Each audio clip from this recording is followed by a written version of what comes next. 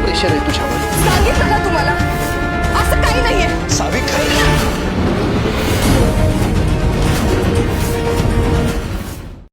आई अगं काय करतेस हे?